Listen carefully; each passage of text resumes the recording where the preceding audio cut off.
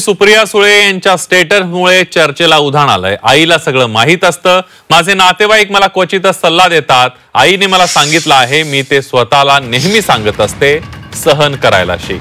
राष्ट्रवादीच्या वर्धापन दिनाच्या पूर्वसंध्येलाच सुप्रिया सुळे यांनी हे स्टेटस ठेवले आणि ते चर्चेत आलेलं आहे। विशेष म्हणजे अजित पवार यांनी आज शरद पवार यांच्यापासून आपली खुर्ची लांब घेतली। आज सुप्रिया सुळे दिल्लीत होत्या। दिल्लीतील बैठकीनंतर सुप्रिया सुळे यांनी हे स्टेटस ठेवलेलं आहे।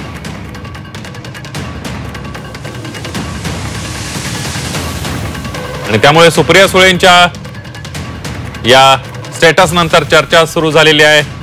दोन्ही राष्ट्रवादी